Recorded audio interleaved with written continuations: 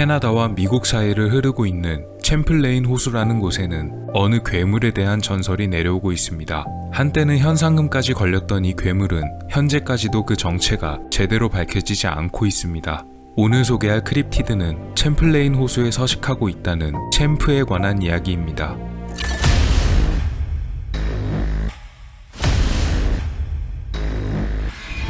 챔플레인 호수는 캐나다와 미국의 사이에 걸쳐 뻗어있는 호수로 미국의 뉴욕주와 버몬트주를 거쳐 위치해 있는 담수호입니다. 이 호수에는 챔프라는 괴물이 산다는 전설이 오래전부터 퍼져 있었는데요. 그 기원설은 크게 두 가지 정도가 존재합니다.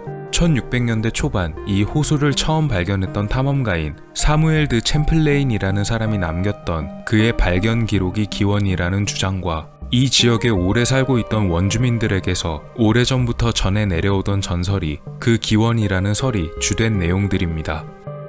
탐험가 사무엘 드 챔플레인은 1609년에 작성한 자신의 연대기에서 이 호수에서 봤다는 생명체에 대해 처음으로 언급했다고 하는데요. 그의 묘사에 따르면 이 괴물은 뱀과 같은 몸통을 가지고 있으며 몸은 은회색으로 빛나고 있고 머리는 말의 모양과도 같다 라고 합니다. 하지만 이후 밝혀진 바에 따르면 이 기원설은 사실 1970년도에 발매되었던 버몬트 라이프라는 잡지에서 챔플레인의 기록을 잘못 인용했던 것으로 밝혀집니다. 당시 챔플레인이 기록하고 묘사했던 내용은 챔프라는 괴물에 대한 설명이라기보다는 오히려 그 호수에 서식하던 물고기의 종류인 동갈치를 묘사한 것에 가깝다고 합니다. 왜냐면 동갈치의 크기가 매우 거대하기 때문인데요. 우리가 잘 아는 일반적인 갈치보다도 챔플레인 호수에 살고 있는 이 동갈치는 길이와 덩치가 상당히 큰 물고기입니다. 옛날에는 지금보다도 더 컸을 것이라고도 합니다. 또 다른 기원설로는 옛 뉴욕주 지역에 살았던 아메리카 원주민들인 이로쿼이족에게 오래전부터 전해 내려오는 전설로부터 챔프의 기원을 찾을 수가 있다고 합니다. 부족에 내려오는 전설에 따르면 이 호수에는 거대한 괴물이 살고 있으며 그 모양은 머리에 뿔이 달려있는 커다란 뱀이라는 이야기였습니다. 이 전설을 들으면 떠오르는 크립티드들이 있습니다. 바로 크립티드 시리즈에서 소개됐었던 네시와 모켈레 은뱀배의 내용들과 아주 유사하다고 생각이 드실 수 있을 텐데요. 보통은 이런 호수 근처에 사는 원주민들에게 호수에 괴물이 살고 있다는 전설은 대체로 흔하고 대개가 비슷한 내용들이라 전설을 그대로 받아들이기엔 무리가 좀 있습니다. 원주민들의 묘사 역시도 챔플레인이 발견했었던 동갈치의 모습과 꽤 비슷하게 보입니다. 어쩌면 원주민들 역시도 거대한 동갈치를 보고 이런 묘사를 했을지도 모르겠습니다.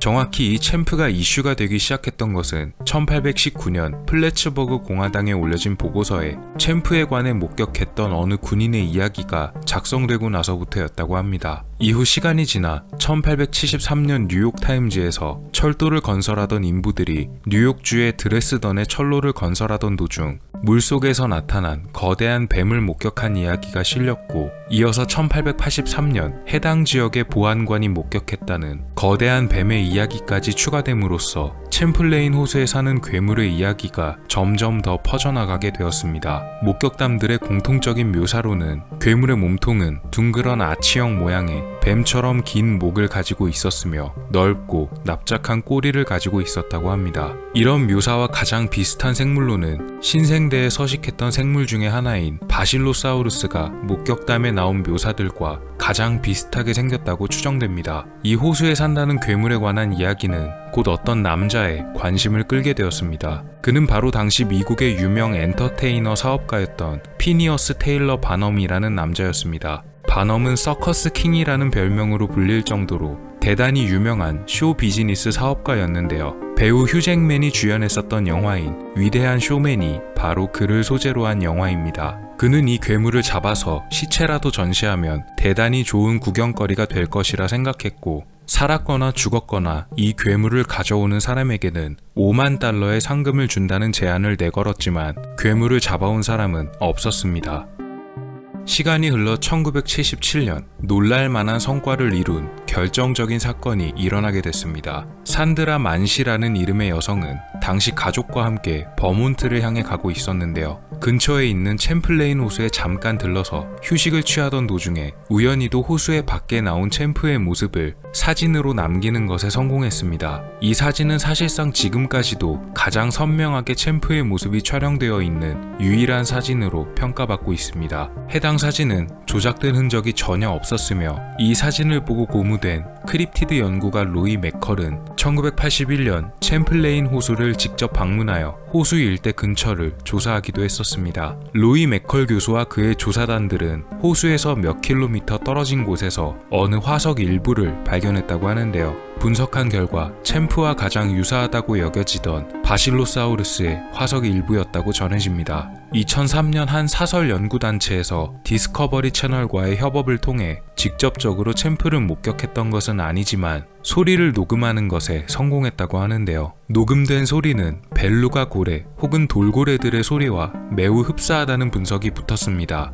이 호수에는 벨루가 고래나 돌고래와 비슷한 생물이 전혀 살고 있지 않다는 점에서 꽤 의미가 컸습니다. 2005년도에는 비디오 영상에 이 챔프의 모습이 촬영되었다는 소식이 미국의 ABC 뉴스를 통해서 보도되었습니다. 조작의 흔적은 없다고 판명되었습니다. 하지만 이 영상을 본 영상 전문가들은 영상이 너무 흐릿하기도 하고 초점이 멀어서 이것이 무엇인지는 이 영상만을 가지고는 확실하게 말할 수가 없다고 단정했습니다.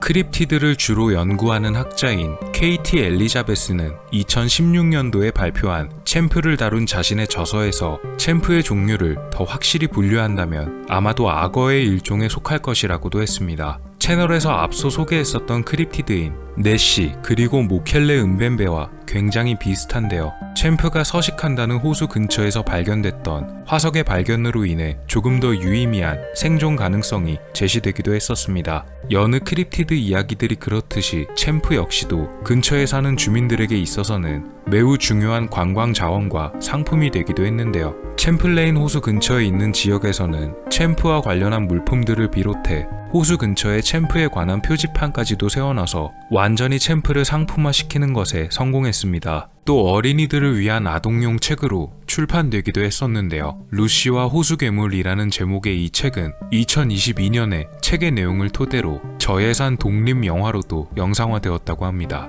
물론 영화는 전부 챔플레인 호수 근처에서 촬영이 진행되었다고 하네요. 또 버몬트주의 지역 야구팀 중 하나인 버몬트 레이크 몬스터스는 구단의 이름인 호수괴물이라는 뜻 그대로 챔프를 팀의 마스코트로 쓰고 있기도 합니다. 괴물이라고는 하지만 오히려 근처 주민들은 챔프를 친근하고 사랑스러운 오랜 친구로서 존중하고 아끼는 듯 합니다. 챔플레인 호수에 살고 있다는 미지의 생물 챔프에 관한 이야기였습니다. 오늘 미스터리 어떠셨나요? 여러분의 구독과 좋아요의 힘으로 다음에도 재밌는 미스터리로 찾아오겠습니다. 미스터리 큐브였습니다. 감사합니다.